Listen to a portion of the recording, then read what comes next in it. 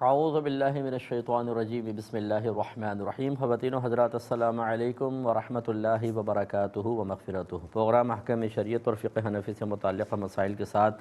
ایک دفعہ پھر آپ کی خدمت میں حاضری کا شرف حاصل ہے۔ کل کے کویسچن لیتے ہیں، پھر انشاءاللہ کچھ اور کویسچن ہوں گے۔ ایک بھائی نے پوچھا تھا کہ بعض لوگ اللہ تعالیٰ کا نام لیتے ہیں تو یوں اوپر کی طرف اشارہ کر دیتے ہیں، یا یوں کہتے ہیں کہ اوپر والا اللہ تعالیٰ کو کہتے ہیں، کیا حکم شرع ہوگا؟ دیکھیں، اشارہ کرنے میں تو حرج نہیں ہے کہ نبی کریم صلی اللہ علیہ وسلم کے سامنے ایک کنیز نے اپنے ایمان کا ثبوت اس طرح اس نے اشارہ کر کے دیا اور نبی کریم نے درگزر فرمایا، تو اشارہ تو ہم صرف مطلب اس لیے کر دیتے ہیں کہ معروف یہی ہے کہ جیسے وہ ہے کہ اللہ تبارک و تعالیٰ نے عرش کو پیدا فرمایا تو اس پہ استوا فرمایا، جس کو بعض لوگ ظاہری معنی میں لیتے ہیں کہ اللہ تعالیٰ عرش پر تشریف فرما ہو گیا، لیکن ہم کہتے ہیں کہ اللہ تعالیٰ نے اپنی رحمت متوجہ فرمائی۔ چونکہ ظاہر حدیث سے اس طرح کا مفہوم نکلتا ہے تو صرف بات کرتے کرتے یوں کر دیا تو گنجائش نکل سکتی ہے، لیکن اگر باقاعدہ اس کو عقیدہ بنا لیا اور اس طرح کہتے ہیں کہ اوپر والا جانے تو یہ ایک سمت کا خاص طور پہ تعین ہو جاتا ہے، اور اس کو فقہاء نے منع فرمایا، بلکہ اس کو یہ کہا کہ جو ایسا کر لے وہ احتیاطاً تجدید ایمان اور تجدید نکاح کرے، لیکن اس طرح کہنے سے کوئی مرتد نہیں ہو جائے گا۔ یاد رکھیں، یہ اختلافی کفر یہاں ثابت ہوتا ہے کہ بعض اس کو کفر کہتے ہیں، بعض فقہاء علماء متکلمین جو عقائد سے تعلق رکھتے ہیں وہ منع فرماتے ہیں، لہذا جہاں اس طرح کا اختلاف آ جاتا ہے وہاں سخت حکم نہیں ہوتا، لیکن بہرحال احتیاط کرنی چاہیے، اور کوئی اس طرح کر لے تو اسے احتیاطاً تجدید ایمان اور تجدید نکاح کا حکم دیا جائے گا۔ ایک یہ کہتے ہیں کہ ہماری کچھ گھر کی خواتین ہیں جن کا گائے میں حصہ ہے، تو اب جب قربانی کرتے ہیں تو جسم پہ گائے کے ہاتھ پھیرتے ہیں، تو کیا عورتیں وہاں پر جائیں یا ان کی جگہ مرد ہی ہاتھ پھیر لیں تو کافی ہے؟ دیکھیں، یہ ہم نے مطلب نیا طریقہ نکال لیا کہ جی گائے کے جسم پر ہاتھ پھیرنا ہوگا، کوئی ضروری نہیں ہے۔ بعض لوگ ناموں کی لسٹ لے کے کھڑے ہو جاتے ہیں، قربانی سے پہلے جی فلاں کا حصہ فلاں کا نام لیتے ہیں، یہ بھی کوئی فرض یا واجب نہیں ہے، بس آپ کے دل میں نیت حاضر ہونا کافی ہے کہ بھئی یہ جانور 7 لوگوں کا ہے۔ اگر آپ بوقت ذبح آپ کے ذہن سے ان کے نام بھی نکل جائیں تو اللہ تبارک و تعالیٰ جانتا ہے، یہ کس کو آپ اطلاع دینا چاہ رہے ہیں؟ اللہ تعالیٰ کو دینا چاہ رہے ہیں، مخلوق کو دینا چاہ رہے ہیں، کس کو؟ اگر آپ کہتے ہیں اللہ تعالیٰ کو بتانا چاہ رہے ہیں تو اللہ تعالیٰ کو تو پہلے معلوم ہے، اس لیے کوئی یہ چیزیں لوازمات قربانی میں سے نہیں ہوتی، ہم ان کو رائج کر دیتے ہیں، پھر یہ اس طرح کی ہو جاتی ہیں جیسے ان کے بغیر تو قربانی نہیں ہوگی، یعنی ایک بدعت رائج ہو جاتی ہے اور ہماری اگلے آنے والی نسلیں اسے دین کا حصہ سمجھنا شروع کر دیتی ہیں۔ لہٰذا خلاصہ کلام یہ ہے کہ بہنوں کو گھر میں رہنا ہوگا، جو مرد وہاں کھڑے ہیں ان پر بھی جسم کے اوپر اس نیت سے ہاتھ پھیرنا کوئی لازم نہیں ہے کہ جی ہماری قربانی ہے تو ہاتھ پھیرنا ہوگا۔ اب ویسے آپ چمکار رہے ہیں، پیار کر رہے ہیں، ایک الگ بات ہے جانور کو، لیکن قربانی کے صحیح ہونے، غلط ہونے یا کامل یا ناقص ہونے سے اس کا کوئی تعلق نہیں ہے۔ ایک بچی نے کویسچن کیا تھا کہ اگر کسی پہ سجدہ سہو لازم تھا لیکن جس وقت سجدہ سہو کرنے لگے تو تعداد بھول گئے، تو کیا حکم شرع ہوگا؟ یعنی ایک سجدہ کر کے بیٹھ گئے تو جیسی یاد آیا تو پھر دوبارہ سجدہ کرنا ہوگا، دونوں سجدے کر لیں اور وہی پھر دوبارہ تحیات اور سلام پھیر کر نماز کو کمپلیٹ کریں گے۔ ایک یہ کہتے ہیں کہ اگر نماز کے دوران کسی کو پیشاب کا غلبہ ہو گیا، پہلے نہیں تھا جب نماز شروع کی لیکن نماز کے دوران ہو گیا، تو کیا کریں؟ نماز توڑ دیں یا جاری رکھیں؟ اور اگر جاری رکھیں تو بعد میں واجب العیادہ ہوگی یا نہیں ہوگی؟ دیکھیں، شروع میں تو نبی کریم صلی اللہ علیہ وسلم کا بالکل واضح فرمان نشان موجود ہے کہ کوئی ان اخبثین کے ساتھ نماز کو شروع نہ کرے۔ اخبثین سے مراد وہی چھوٹا استنجا بڑا استنجا ہے، تو پھر تو پہلے وضو کرنا ہوگا، چاہے جماعت بھی نکل جائے پھر آپ جماعت میں شامل ہو یا نماز پڑھیں گے، لیکن اگر دوران نماز ایسا ہو جاتا ہے تو پھر بہرحال حکم شرعی ہوگا کہ آپ فوراً نماز توڑ دیں۔ اگر وقت میں قلت نہ ہو تو جا کے وضو کریں اور نماز کو دوبارہ نئے سرے سے پڑھیں۔ وقت میں قلت کی مثال جیسے آپ آخری وقت میں فجر کے آخری وقت میں اٹھے، 3-4 منٹ باقی تھے، اگر آپ پیشاب بھی کرتے پھر وضو کرتے تو شاید بہت ٹائم لگ جاتا، آپ نے جا کے ڈائریکٹ وضو کیا اور نماز شروع کر دی۔ پہلے اتنا غلبہ نہیں تھا لیکن نماز شروع کرنے کے بعد بہت زیادہ غلبہ ہوا، اب آپ گمان کرتے ہیں کہ اگر میں نماز توڑ دیتا ہوں تو پھر ٹائم اتنا نہیں ہوگا وضو کر کے دوبارہ میں نماز کو ادا کر سکوں، تو اسی حالت میں پڑھ لیں، لیکن اس حالت میں پڑھی ہوئی نماز پھر واجب العیادہ ہے۔ آئندہ زندگی میں جب کبھی آپ کو موقع ملے اس نماز کو لوٹا دیں۔ جہاں نماز واجب العیادہ ہوتی ہے اس کا مطلب قضا نہیں ہوتا، اس کا مطلب یہ کہ نماز ہو گئی، فرض آپ کی ذمہ داری آپ کی ختم ہو گئی، فرض آپ کی طرف سے ادا ہو گیا، لیکن ایسا ناقص ہوا ہے کہ اس نماز کو آئندہ زندگی میں دوبارہ پڑھنا ہے، تو جب آپ اس کو ادا کرنے لگیں تو قضا نہ کہیے گا، بلکہ یوں کہیے گا وہ نماز جو مجھ پر واجب تھی اس کو میں ادا کر رہی ہوں، یا واجب العیادہ تھی اسے ادا کر رہی ہوں، ہو جائے گی۔ ایک انہوں نے کہا کہ اگر کوئی بہن قرآن پاک کی تلاوت کر رہی تھی اور دوران تلاوت حیض سٹارٹ ہو جاتا ہے تو کیا وہ اپنے سر کے دوپٹے کو اتار کر اس سے قرآن پاک پکڑ کر لے جا سکتی ہیں یا نہیں؟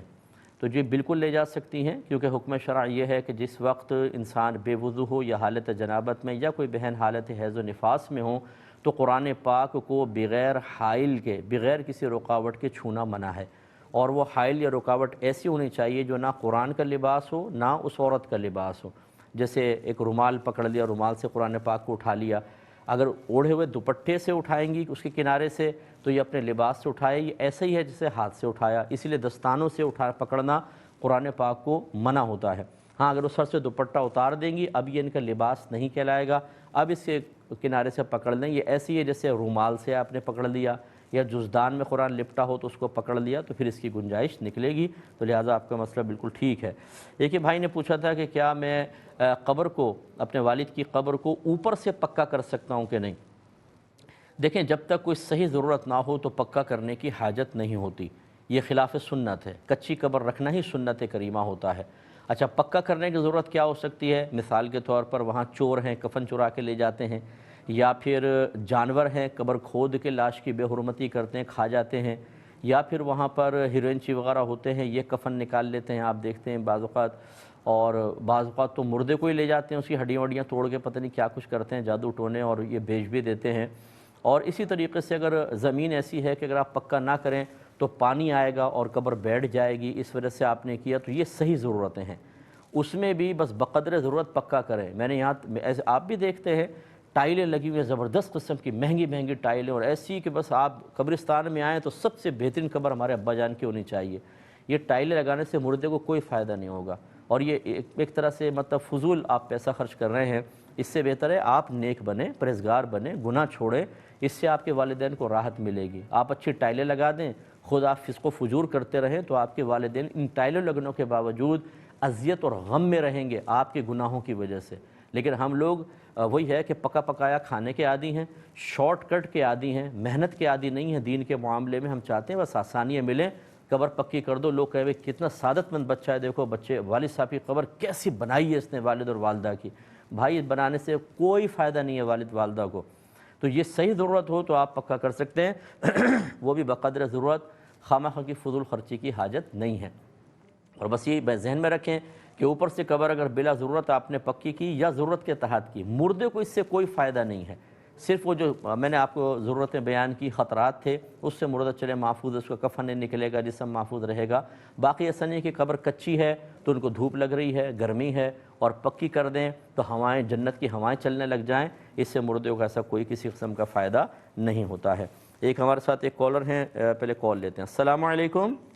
وعلیکم السلام۔ مفتی صاحب میں نے سوال پوچھنا تھا کہ جب ہم نماز پڑھتے ہیں تو نماز کا جو معنی ہے یا ترجمہ وہ بھی ہمارے ذہن میں ہونا ضروری ہے، یا اگر نہ بھی ہو تو نماز ادا ہو جائے گی؟ ٹھیک ہے، ایک اور کالر ہے۔ السلام علیکم۔ السلام علیکم۔ جی وعلیکم السلام۔ جی مسئلہ یہ فرمائے گا کہ اگر کوئی پسند کی شادی کر لے تو تمام بہن بھائی اور والدین سے قطع رحمی کر لیتے ہیں، تو اس کا کیا حکم ہوگا؟ چلیں اور میں انشاءاللہ عرض کرتا ہوں۔ ایک یہ ہمیں گارڈ صاحب نے ایک میل کی تھی، ٹرین کے گارڈ ہیں، انہوں نے کہا کہ میری 7-8 گھنٹے کی ڈیوٹی ہوتی ہے اور ہم نے یونیفارم بھی پہنا ہوتا ہے، اس میں جوتے بھی ہوتے ہیں، مسلسل ٹرین میں ہم ادھر ادھر ہوتے رہتے ہیں، کیونکہ وہ نئے اسٹیشن سے لوگ چڑھتے رہتے ہیں تو دیکھتے ہیں بھائی ٹکٹ ان کا ہے کہ نہیں ہے۔ تو ایسی صورت میں ہم وضو کیسے کریں اور نماز کیسے ادا کریں؟ دیکھیں بہرحال اللہ کی ڈیوٹی تو آپ کو ادا کرنی ہی ہوگی، اور ٹرین میں کوئی اتنا مشکل نہیں ہے۔ اللہ کا کرم ہے کہ میں نے تبلیغ دین کے سلسلے میں اتنا سفر کیا ٹرین کا کہ شاید علماء میں سے بہت ہی کم لوگوں نے سفر کیا ہوگا، بہت زیادہ سفر کیا ہے۔ تو یہ بالکل پاسبل ہے، ایسا کوئی مسئلہ نہیں، اور آپ لوگوں کے لیے تو الگ ایک ڈبہ مختص ہوتا ہے، آپ جا کے آرام سے اس میں وضو کر سکتے ہیں، جوتے وغیرہ اتار کر۔ کتنا ٹائم لگتا ہے؟ 5 سے 7 منٹ۔ اس کو یوں سمجھ لیجئے تاکہ آپ کا نفس اس کے لیے تیار ہو جائے اور آپ کے لیے اس وقت نماز کی ادائیگی بالکل آسان ہو جائے کہ اگر گورنمنٹ آف پاکستان یہ اعلان کر دے کہ ٹرین کا جو گارڈ دوران سفر پوری نمازیں ادا کرے گا اسے ہر نماز کے بدلے میں 5000 روپے ملیں گے، اب اگر آپ کے سفر میں 3 نمازیں آ رہی ہیں تو 15,000 روپے تو آپ کے پکے ہو گئے۔ اب میں آپ سے کویسچن کرتا ہوں کہ آپ کیسے نماز ادا کریں گے؟ جب آپ اپنے نفس سے سوال کریں گے، نفس اسی وقت آپ کو 10 آئیڈیاز دے گا، وہ کہے گا دیکھو یوں کر لیں گے، ہم یوں کر لیں گے، یوں کر لیں گے۔ بس اسی طرح اپنے نفس کو عبادات کی طرف مائل کیا کریں۔ جب آپ نفس کے ہیلے قبول کر لیتے ہیں عبادت چھوڑنے کے سلسلے میں، تو ان کے جواب میں کوئی دلیل ذہن میں نہیں آتی، اور جب آپ اس طریقے سے نفس کی خواہشات کو کچل دیتے ہیں اور اس کے دلائل اور اس کی خواہشات کا رد کر دیتے ہیں، تو پھر وہی نفس ہوتا ہے جو آپ کو 50 مشورے دے گا۔ اس لیے آپ ضرور نماز ادا کریں، اللہ تعالیٰ آپ کے لیے آسان کر دے گا انشاءاللہ۔ ابھی کے کویسچن لے لیتے ہیں، پھر کچھ اور پھر وہ بعد میں شامل کر لوں گا۔ یہ پوچھا کہ کیا نماز کی ادائیگی کرتے ہوئے نماز کے معانی، مفاہیم اور اس کا ترجمہ ذہن میں ہونا چاہیے تب نماز ادا ہوگی یا ویسی ہو جائے گی؟ دیکھیں کوئی لازم نہیں ہے، ویسے بھی ہو جائے گی لیکن افضل اور اعلیٰ یہی ہے کہ کم از کم جو صورتیں آپ پڑھتے ہیں، جیسے الحمد شریف تو پڑھنا واجب ہی ہے، اس کے علاوہ تیسرے سپارے کی مخصوص صورتیں چھوٹی چھوٹی ہم ان کو شامل کرتے ہیں، ان کے تراجم پڑھ لیں، روزانہ ایک دفعہ پڑھ لیا کریں تو کچھ عرصے میں ذہن میں بیٹھ جائے گا، اور جس وقت آپ قراءت کریں ان معانی مفہوم کو بھی اپنے پیش نظر رکھیں، تو انشاءاللہ یہ توجہ نماز کی طرف مائل کرنے کے سلسلے میں ایک بہترین عمل ہوتا ہے۔ لیکن اگر کسی کو تراجم وغیرہ نہیں آتے بہرحال اس کی نماز ہو جائے گی، فرض ادا ہو جائے گا۔ یہ کہتے ہیں کہ بعض اوقات بچے اپنی پسند کی شادی کر لیتے ہیں، لڑکا یا لڑکی، تو گھر والے ان سے قطع تعلق کر لیتے ہیں، تو کیا یہ قطع رحمی کے حکم میں آئے گا؟ یعنی تعلق توڑ دینے کے حکم میں آئے گا جو شریعت نے حرام رکھا ہے؟ کیا حکم شرع ہوگا؟ دیکھیں بسا اوقات ایسا ہوتا ہے کہ لڑکے کا تو پھر بھی چلے معاملہ اتنا زیادہ نہیں ہوتا، لیکن بچی جو ہے وہ چونکہ سینسٹیو معاملہ ہے، اسی لیے ہماری شریعت نے کفو کا مسئلہ رکھا ہے کہ لڑکی جو ہے وہ اپنے خاندان کے ہم پلہ اور جو اسٹیٹس ان کا ملتا ہے، بالکل میچ کرتا ہے، اس سے ہی نکاح کر سکتی ہے اگر از خود بھی کرے تو۔ اگر اس سے کم درجے کا کرے کہ اس کی شادی گھر والوں کے لیے باعث شرم و عار ہو، تو پھر اس نکاح کے اندر کلام ہے۔ تو بعض اوقات بچیاں خود ایسا قدم اٹھا لیتی ہیں جس سے والدین کے سر شرم سے جھک جاتے ہیں، انہیں بھی دنیا کو لے کے چلنا پڑتا ہے۔ آپ وہی فلم اور ڈراموں کے ڈائلاگ اپنے ذہن میں رکھے ہوتے ہیں، ظالم معاشرے کی پرواہ نہ کرو، دو دل مل رہے ہیں اور یہ ہو رہا ہے وہ ہو رہا ہے، لیکن کل خود جب آپ کی اگر بیٹی نے ایسا قدم اٹھایا اور کسی چرسی موالی کو اس نے پسند کر لیا اور آپ کہیں کہ بیٹا یہ رشتہ ٹھیک نہیں ہے، اور وہ کہیں کہ تمہیں ٹھیک نہیں لگ رہا ہے نا، مجھے ٹھیک لگ رہا ہے، جیسے نانا نانی کو ٹھیک نہیں لگ رہا تھا آپ نے اور دادا دادی کو ٹھیک نہیں لگ رہا تھا لیکن آپ نے قدم اٹھا لیا تھا، ایسے میں بھی خود مختار ہوں، پھر آپ کے جذبات احساسات کیا ہوں گے؟ اور پھر وہ بچی جب اس گھر میں جا کر تسلسل سے اذیتیں اور تکلیفیں سہ رہی ہوگی تو، کیونکہ میں نے دیکھا ہے کہ بعض اوقات لڑکے بھی زبردستی کر کے لڑکیوں سے شادی کر لیتے ہیں، لڑکے کے خاندان والے بھی راضی نہیں ہوتے، اس لڑکی کو پھر دل سے قبول نہیں کرتے، پھر جو اس کو تانے ملتے ہیں، لڑکا تو کام پہ نکل جاتا ہے، پیچھے سے اس کو تانا زنی ہوتی ہے، اسے زبردست اس کو زد و کوب کیا جاتا ہے، پھر اگر وہ بار بار شوہر کو بتائے کہ ایسا ہوا تو وہ کہتے تم نے میرے ناک میں دم کر دیا ہے، بڑی مشکل سے تو میں تمہیں گھر میں لے کر آیا ہوں، میکا وہ پہلے توڑ چکی ہوتی ہے۔ تو میں نے ایسی بچیوں کو دیکھا ہے کہ وہ شدید ترین آزمائش میں مبتلا ہو جاتی ہیں، اور یا پھر وہ یوں کرتی ہیں کہ سرکشی کا راستہ اختیار کر کے لڑتی ہیں، جھگڑتی ہیں، طلاقیں لے کے ہٹ جاتی ہیں اور پھر وہ غلط راستے پہ بھی نکل جاتی ہیں۔ خلاصہ کلام یہ ہے کہ بچوں کے احساسات اور جذبات کا خیال رکھنا والدین کے لیے بھی ضروری ہوتا ہے، اسی لیے فقہ حنفی میں عاقلہ بالغہ لڑکی یا لڑکا کفو میں اپنا، لڑکا تو غیر کفو میں بھی کر سکتا ہے، لڑکی کفو میں اپنا از خود نکاح کر سکتی ہے، فقہ حنفی اجازت دیتا ہے، لیکن ہم ہر بچی کو یہی سمجھاتے ہیں کہ خود آپ کا اس طرح قدم اٹھانا آپ کے لیے خطرناک ہے۔ آپ نے کتنی دنیا دیکھی ہو، جیسے بعض بچیاں جاب وغیرہ بھی کرتی ہیں، لیکن بہرحال والدین کے ساتھ اللہ نے ایک برکت رکھی ہے، والدین کے فیصلے کو صدق دل سے قبول کرنا چاہیے، اسی میں برکت ہے، اسی میں عافیت ہے۔ لیکن بعض بچیاں خود قدم اٹھاتی ہیں، اور خاص طور پہ وہ کہ جنہوں نے باہر کی دنیا کو زیادہ نہیں دیکھا، وہ صرف لڑکے کی چکنی چپڑی باتوں اور خوابوں کے اندر مشغول ہو کر، اسے خواب بھی اچھے اچھے نظر آتے ہیں، بیٹھی ہوئی ہے، نئے نئے اچھے اچھے تصورات، اور اس خوشگوار خوابوں کی راہ میں رکاوٹ کون ہے؟ وہ محسن جنہوں نے اس کو دنیا میں لانے میں کردار ادا کیا، بچپن سے پال کر اتنا بڑا کیا، پڑھائی کا خیال رکھا، موبائل ہاتھ میں دیا، انٹرنیٹ دیا، وہ سب بوجھ محسوس ہونے لگ جاتے ہیں۔ تو پھر مکافات عمل ہوتا ہے جب ایسی بچیوں کے خود بچے ہوتے ہیں، انہیں بھی کارنامے پتہ ہوتے ہیں کہ والدین نے کیا کیا کیا تھا۔ معذرت اگر کوئی ایسا سن رہا ہے تو ناراض مت ہوئیے گا، تو پھر وہ بچے جو ہیں اسی روش پہ چلتے ہیں، اور ماں باپ انہیں کہہ نہیں سکتے کہ بیٹا تم بہت غلط کر رہے ہو، وہ بلکہ انہیں بعض اوقات تو میں نے دیکھا ہے کہ مروتاً یا زبردستی بھائی ٹھیک ہے تمہاری اپنی زندگی، ہم نے بھی ایسا کیا تھا، وہ انہیں کہنا پڑتا ہے، اور پھر وہ دیکھتے ہیں کہ ان کے بچے ان کی اس نادان روش کی بنا پر گمراہ ہو جاتے ہیں اور غلط شریک حیات کا انتخاب کر کے اپنی زندگی کو عذاب بناتے ہیں۔ اس لیے ہمارا جو خاندانی نظام ہے یہ بہت اچھا نظام ہے، اگرچہ ہمیں بہت سی اپنی خواہشات کچلتی ہوئی محسوس ہوتی ہیں، لیکن اللہ نے اس میں برکت رکھی ہے، اسی طرف متوجہ ہونا چاہیے۔ ایک بھائی نے پوچھا تھا کہ یہ آفر میرے پاس کویسچن آیا تھا کہ ہمارے یہاں جگہ ختم ہو گئی ہے تو ڈبل اسٹوری قبریں بن رہی ہیں، نیچے مردہ، اس کے اوپر ہی پھر دیوار کھڑی کر کے قبر کے اوپر ایک اور قبر بنا دی جاتی ہے، جگہ کی تنگی کی بنا پر کیا حکم شرع ہے؟ دیکھیں اگر واقعی کہیں جگہ کی تنگی ہے، جگہ کی تنگی بھی دو طرح کی ہوتی ہے، ایک یہ کہ بھئی ادھر قبرستان میں ختم ہو گئی لیکن اور دور ہے تو کون دور جائے، پھر وہ کہتے ہیں جی ہم قبر پہ نہیں جا سکیں گے ادھر ہی کر دو، یہ جگہ کی تنگی نہیں کہلائے گی، یاد رکھیں۔ آپ ویسے بھی اس قبرستان میں نہیں آئیں گے، معذرت کے ساتھ بہت ہی کم لوگ ہوتے ہیں جو اپنے مردوں کی قبروں پہ جاتے ہیں، فاتحہ یہیں سے پڑھ لیتے ہیں، اور آپ وہاں پہ دفنائیں، دوری دفنائیں لیکن زمین کے اندر دفنائیں، یہاں سے فاتحہ پڑھتے رہیں، کبھی مہینے میں ایک بار دو بار چلے جائیں پھر بھی کافی ہے، لیکن اس طریقے سے نہ کریں۔ لیکن اگر واقعی قریب کوئی بھی جگہ نہیں ہے اور مطلب یہ کہ حرج عظیم ہے تو پھر ایسا کر سکتے ہیں کہ ایک قبر کے اوپر دوسری قبر بنا لیں۔ حقیقتاً یہ سنت قبر تو نہیں ہوگی لیکن مجبوری کی حالت میں ایسا کرنے کی شرعاً اجازت ہو جائے گی، لیکن وہی بات ہے کہ سب سے پہلے آپ کو دوسری جگہ تلاش کرنی چاہیے۔ یہ کہتے ہیں کہ حالت روزہ میں انہیلر یوز کرنے سے کیا حکم ہے؟ بس خلاصہ کلام اس کا یہ ہے کہ کوئی بھی لیکوڈ دوا کسی بھی طریقے سے ناک سے یا منہ سے اگر اندر چلی جاتی ہے تو روزہ ٹوٹ جاتا ہے۔ اب اگر کسی کا شرعی عذر تھا، دوا استعمال کرنا انتہائی ضروری تھا تو روزہ ٹوٹے گا لیکن گناہگار نہیں ہوگا، اور کسی نے ہلکی سی مطلب تکلیف میں کہ وہ برداشت کر سکتا تھا روزہ توڑا تو گناہ بھی ہوگا، لیکن بہرحال روزہ ٹوٹ جائے گا۔ یہ کہتے ہیں کہ ہمارے باہر کے ملکوں میں اگر ایک شخص کو ویسے دفنائیں تو بہت مہنگا پڑتا ہے، تو مسجد کی کمیٹیاں اس طرح کرتی ہیں کہ لوگوں سے کہتے ہیں آپ فنڈ کریں، وہ جمع رہتا ہے، اور پھر جو فنڈ دینے والے انہی میں سے کسی کا انتقال ہوتا ہے تو اس کی کفن دفن کا سارا انتظام اس چندے سے کر دیا جاتا ہے، یا دوسرے بھی کوئی شاید مسلمان ہوں اس کے لیے بھی کر دیتے ہوں، لیکن یا چندے دینے والوں کے لیے ہوتا ہے خاص۔ دونوں صورتوں میں حکم یہ ہے کہ یہ جائز ہے، اس طریقے سے ہو سکتا ہے، لیکن یہ وہی کرے کہ جو خود افورڈ نہیں کر سکتا۔ جب آپ باہر رہتے ہیں وہاں کی آسائشیں لیتے ہیں اور آپ افورڈ کر سکتے ہیں تو پھر کنجوسی نہ کریں، پھر اس طرح دوسروں کے چندے لے کر اور اپنے آپ کو یا اپنے رشتہ داروں کو دفنانے کی کوشش کرنا مناسب نہیں ہے، کیونکہ آپ کو اللہ نے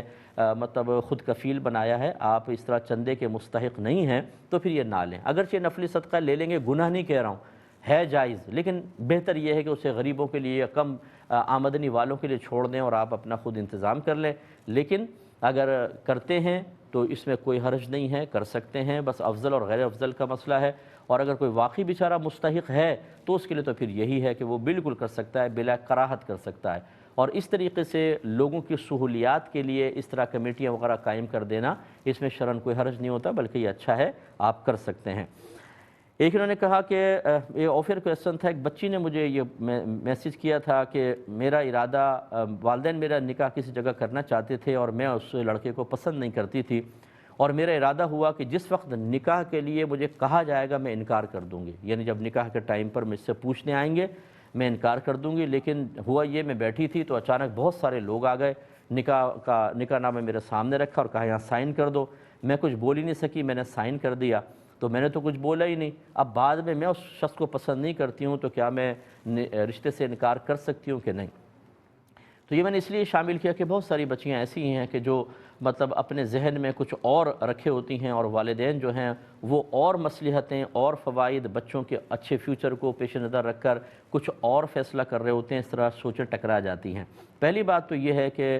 میں اکثر یہ کہتا ہوں والدین کو بھی کہ اپنے بچوں کے ساتھ اتنا کچھ دوستانہ معاملہ رکھیں کہ والدین کا روب بھی قائم رہے، لیکن بچے اپنے معافی ضمیر آپ کے سامنے بلا جھجک ذکر کر سکیں۔ ایسا نہیں کہ ہم ان باتوں کو سننے کے بعد فوراً انہیں بدتمیز، بے حیا، بے شرم کہنا شروع کر دیں، اس میں بچے پھر اپنے بات کو اپنے ماں باپ کے سامنے ذکر نہیں کر پاتے، پھر یہ ہوتا ہے کہ یا تو وہ جلتے کڑتے رہتے ہیں ساری زندگی، شادی کر لیتے ہیں اور جلتے کڑتے ہیں، اور یا پھر کوئی غلط قدم اٹھا لیتے ہیں کسی کے غلط مشورے کی بنا پر، اور وہ والدین کی بدنامی کا باعث بن جاتے ہیں۔ اسی لیے جیسے میں نے ابھی پچھلے مسئلے میں بھی عرض کیا تھا کہ ہمارا فقہ حنفی یہ کہتا ہے کہ ایک لڑکی اگر عاقلہ بالغہ ہے اور وہ کفو میں یعنی اپنے خاندان کے ہم پلہ لوگوں میں اپنی مرضی سے نکاح کرنا چاہے اور کر لے تو اس کا نکاح منعقد ہوگا، لیکن میں اس کی تائید نہیں کرتا ہوں، یعنی میں ترغیب نہیں دے رہا ہوں، ہے یہ مسئلہ ٹھیک، میں اس کی ترغیب نہیں دے رہا ہوں کہ کوئی بچی کہے دیکھا مفتی صاحب نے بیان کیا تو ہم ایسا کریں گے۔ ہم ہمیشہ یہ کہتے ہیں کہ بچیوں کو اتنی معلومات نہیں ہوتی ہیں، آگے چل کے آپ کے لیے پرابلم کریٹ ہوگی، پھر والدین ناراض ہو کے پیچھے ہٹ جائیں گے، آپ کو نہ پیچھے سہارا نظر آئے گا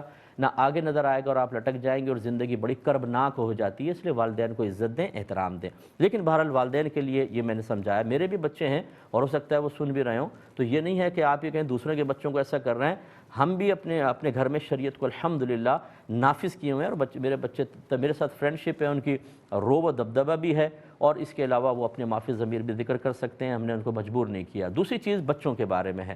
کہ آپ مطلب یہ کہ کوشش یہ کیجئے کہ اپنے آپ کو اپنے والدین کی مرضی کے تابع رکھیں، اور ایسا ان کے ساتھ آپ بھی ایک ماحول بنائیں کہ اپنے معافی ضمیر انہیں ذکر کر دیں، تاکہ والدین آپ کی سوچ، آپ کی فکر، آپ کی پسند و ناپسند کو بھی پیش نظر رکھ کر آگے اقدامات کریں۔ لیکن اگر فرض کر لیں والدین کچھ اچھا سوچ کر کرتے ہیں تو آپ سرنڈر کر جائیں۔ سعادت مندی یہی ہے، اگر آپ سرکشی کریں گے بے برکتی پیدا ہوگی۔ اب جیسے یہ بچی نے پہلے منع نہیں کیا، یہ کہتی ہے جب نکاح ہونے لگے گا میں نے سوچا میں انکار کر دوں گی۔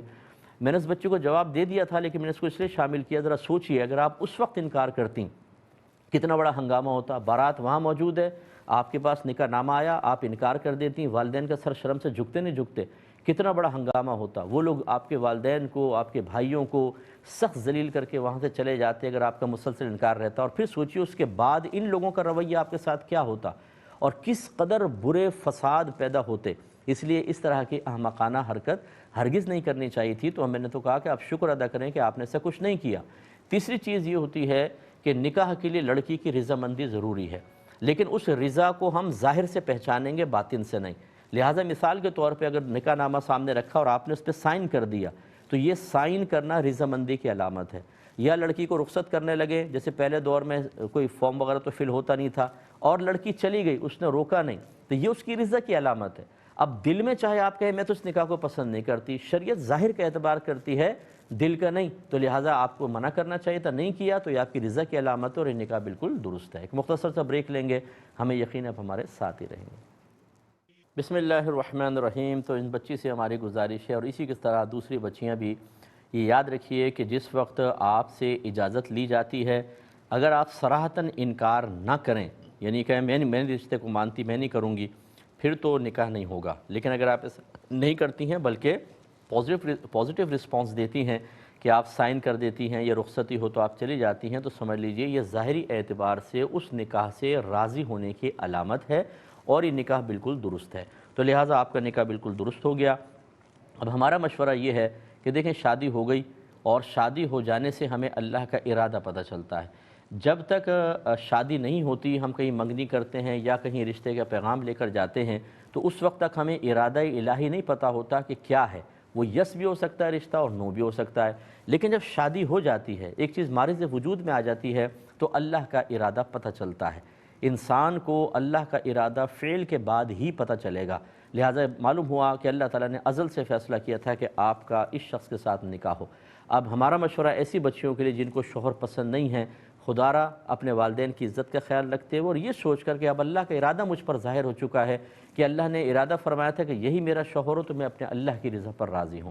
دیکھیں آپ کو بہت سی چیزوں میں شوہر پسند نہیں آ رہا ہوگا، ایسی بہت سے شوہر ہم سے رجوع کرتے ہیں کہ مفتی صاحب مجھے اپنی بیوی بالکل پسند نہیں آتی، میں اس کو دیکھتا ہوں تو دل میں نفرت پیدا ہونا شروع ہو جاتی ہے۔ انہیں بھی ہم سمجھاتے ہیں وہ کسی کی بیٹی ہے، کسی کی بہن ہے، وہ آپ کی بیوی ہے اور آپ کے بچوں کی ماں ہے، تو اس کو دیکھ کے اگر آپ کو نفرت پیدا ہو رہی ہے، اگر یہ رویہ آپ کی بہن کے ساتھ آپ کا بہنوئی کرے، آپ کی بیٹی کے ساتھ آپ کا داماد کرے، تو کیا آپ کو پسند آئے گا؟ نہیں آئے گا۔ تو اس لیے اپنے جذبات کو آپ کنٹرول میں کریں۔ اور پھر دوسری بات یہ ہے کہ اگر چند چیزوں سے آپ کو وہ پسند نہیں آ رہا، تو آپ میں بھی تو کوئی نہ کوئی نقص ہوگا۔ ایسا تو کوئی بھی نہیں ہے کہ وہ بالکل ہر عیب سے، ہر خطا سے، ہر گندگی سے پاک و صاف ہو۔ اگر عورت فرض کر لیں خوبصورت بھی ہے، مرد اتنا خوبصورت نہیں ہے، تو یہ خوبصورتی دائمی نہیں رہ سکتی۔ اگر آپ اس سے نکاح نہ کریں کسی اور سے کر لیں تو کچھ عرصے بعد یہ خوبصورتی زائل ہو جائے گی، بچے پیدا ہوتے ہیں، طبیعت خراب ہوتی ہے، دیگر معاملات ہوتے ہیں۔ ہر گھر کے اندر ہر شخص کو اتنی سہولیات تو نہیں ہوتی کہ سوئمنگ پول بھی ہے اور آپ واک بھی کر رہی ہیں، آپ جاگنگ بھی کر رہی ہیں، ایکسرسائزز بھی کر رہی ہیں، یوگا بھی کر رہی ہیں، اور غذا بھی بڑی لمیٹڈ آپ کھا رہی ہیں، اور ہر مطلب ناشتے میں یہ چیز، دوپہر میں یہ۔ ہمارے گھروں میں یہ سب کہاں ہے؟ تو لہٰذا کچھ ہی عرصے بعد جسم کے فگر بگڑنا شروع ہو جاتے ہیں، چہرے کے ایکسپریشن بدل جاتے ہیں، چہرہ بدل جاتا ہے، اور بعض اوقات تو لوگ کہتے ہیں تمہارا کیا حال ہو گیا؟ تو پھر غور کیجئے، کسی سے بھی آپ کا نکاح ہوتا ہے یہ معاملہ ہو سکتا تھا، تو بہت سی چیزیں اگر ابھی نہیں ہیں بعد میں خراب ہوں گی، یا ابھی بھی خرابی ہیں، تو مرد عورت دونوں کو چاہیے کہ اپنے بارے میں غور کریں کہ کچھ کمی کے ساتھ اگر فریق ثانی مجھے قبول کر رہا ہے تو اس کی کچھ کمی کے ساتھ مجھے بھی اسے قبول کرنا چاہیے، اور اپنے بچوں کے لیے اپنی خواہشات کو قربان کر کے اب اچھے ماں باپ بنیں، تاکہ آپ کے بچے آپ کو رول ماڈل بنا دیکھیں، آپ کو رول ماڈل بنائیں، آپ کو آبزرو جب وہ کریں تو آپ سے پازیٹیو چیزیں ان کو ملیں۔ یہ نہیں کہ آپ جلتے کڑتے رہیں اور پھر اپنے بچوں کے سامنے بھی اس کا اظہار کریں، تو پھر آپ کے بچے جو ہیں وہ بھی مطلب یہ کہ اسی طریقے سے اپنے شریک حیات کے بارے میں منفی ذہن بنا لیں گے۔ خدا را اس پہ ہمیں توجہ کرنی چاہیے۔ یہ بھائی نے فرمایا کہ میں یہ چاہتا ہوں کہ اپنی بہن کے نام گائے میں ایک حصہ ڈال دوں، تو کیا میں ڈال سکتا ہوں اور ان پہ قربانی واجب نہیں ہے؟ جی بالکل ڈال سکتے ہیں، یہ ان کی طرف سے نفل قربانی ہوگی، لیکن ان کو آپ کو بتا دینا چاہیے اور اجازت لینی چاہیے کہ بھئی میں تمہارا حصہ ڈال رہا ہوں، قربانی میں اجازت ہے، وہ کہیں یس، تو پھر آپ ان کی طرف سے کر دیں، انشاءاللہ ان کی طرف سے نفل قربانی ہو جائے گی۔ ایک یہ کہتے ہیں کہ میرے والد صاحب فوت ہو گئے ہیں اور میرا بھائی جو ہے وہ صاحب نصاب ہے، اور وہ چاہتا ہے، صاحب نصاب نہیں ہے، اور وہ چاہتا ہے کہ والد صاحب کی طرف سے قربانی کرے، یہاں نہیں ہوتا باہر، تو وہ کر سکتا ہے کہ نہیں، اور باہر کرے یا یہاں کرے، یا کس کا نصاب کا حساب وغیرہ؟ خلاصہ کلام یہ ہے کہ والد صاحب کی طرف سے قربانی کر سکتے ہیں، یہ نفل قربانی ہوگی۔ حضرت علی کرم اللہ وجہہ الکریم ہر سال نبی کریم صلی اللہ علیہ وسلم کی جانب سے قربانی فرمایا کرتے تھے، تو یعنی جو دنیا سے پردہ فرما جاتے ہیں ان کی طرف سے قربانی ہو سکتی ہے۔ اگر آپ مالک نصاب نہیں ہیں پھر بھی والد صاحب کی طرف سے کرنا چاہیں تو وہ نفل قربانی ہوگی، آپ کو بھی انشاءاللہ ثواب ملے گا اور والد صاحب کو بھی ملے گا، اور آپ چاہیں تو باہر کر لیں، چاہیں تو پاکستان میں یا پڑوسی ملک میں پیسے وغیرہ بھیج دیں، وہاں قربانی ہو جائے، دونوں صورتیں بالکل جائز ہے۔ یہ کہتی ہیں کہ ان کے شوہر نے انہیں لکھ کر 3 بار یوں بھیجا، میں تمہیں طلاق دیتا ہوں، میں تمہیں طلاق دیتا ہوں، میں تمہیں طلاق دیتا ہوں، تو کیا حکم شرع ہوگا؟ تو بہن اس سے تینوں طلاقیں واقع ہو جائیں گی۔ تمام صحابہ اس پر متفق رہے، اس پہ اجماع ہوا، حضرت عمر فاروق رضی اللہ تعالیٰ عنہ کے دور میں خاص طور پر اس پر اجماع ہوا، اور چاروں ائمہ، امام اعظم، امام شافعی، امام مالک، امام احمد بن حنبل رضی اللہ تعالیٰ عنہم، جن کے علم پر، ان کے نکالے ہوئے مسئلوں پر، ان کے بنائے ہوئے قرآن و حدیث سے اخذ کیے جانے والے اصولوں پر پوری امت متفق ہے کہ چاروں ائمہ زبردست پائے کے عالم تھے، ان کے بعد ان جیسا کوئی نہیں ہوا، ان سے تھوڑا کم درجے ہوئے لیکن اللہ نے ان کو بہت کچھ نوازا۔ یہ چاروں اس بات پر متفق ہیں، اور تمام صحابہ بھی متفق، اجماع ہو گیا کہ ایک وقت کی 3 طلاقیں 3 ہی ہوتی ہیں، لہٰذا آپ کا یہ نکاح بالکل ختم ہو چکا ہے۔ اب اگر رجوع کرنا چاہیں، دوبارہ ملنا چاہیں، تو آپ کو پہلے ان شوہر کی عدت گزارنی ہوگی، پھر کسی اور شخص سے آپ نکاح کریں گی جو پری پلان نکاح نہیں ہوگا، طے کر کے نہیں ہوگا، شرائط نہیں لگائیے گا، پھر آپ دونوں میں جسمانی تعلق قائم ہو، پھر وہ شوہر فوت ہو جائے یا اپنی مرضی سے آپ کو طلاق دے دے، پھر اس کی عدت گزار کر پہلے شوہر سے نکاح ہو سکتا ہے۔ اس کے علاوہ کوئی بھی آپ راستہ اختیار کریں گی تو وہ ناجائز ہوگا اور زنا کے دروازے کھول دے گا، اس کا اچھی طریقے سے خیال رکھیے گا۔